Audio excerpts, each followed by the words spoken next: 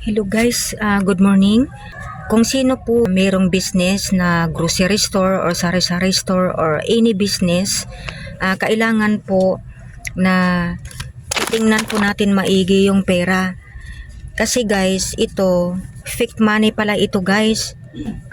Pag hindi makintab yung sticker dito guys, ay fake money po siya guys. Hindi katulad dito guys, na ito yung real money. Yan, ito yun guys. Medyo makintab siya guys, yung sticker. At saka yung dito naman sa baba, parang malabo itong isa. Kumpara dito guys. Kaya yung nung bago magpasko guys, may bumili kasi hindi tining siya nagbantay dito, fake money pala ito guys. Kaya sayang talaga guys, 1,000 yan. Kaya nalugi na ako guys. At saka meron naman akong machine dito, hindi po niya tinitesting. Kaya ito yung kakaibahan guys, yung fake money at saka yung hindi fake. Okay, so itest ko siya sa machine. Guys, ito na po yung tester. So itry ko po siya guys. Yan, tingnan mo yan siya guys. Ito yung totoo guys, kapag meron siyang highlight dito sa gilid na yung sticker na parang ilaw.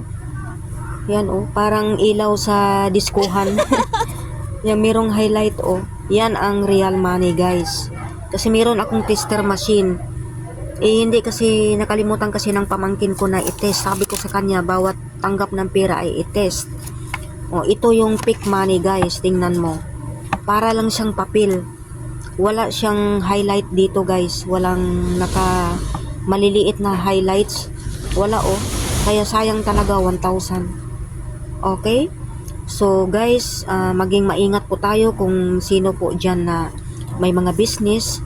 Kailangan double check po natin ang pera guys, kasi mahirap po kumita tapos ngayon sa isang idlap lang 1,000 pa naman ito, napakasayang guys. Tapos hindi na matanggap kasi magkasiin sana ako sa Palawan Pawn Shop.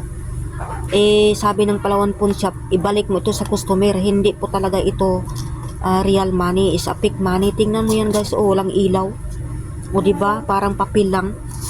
Tapos ito ito yung real kumpara sa tingnan mo, may mga highlights dyan yung ganyan, may green, may pink.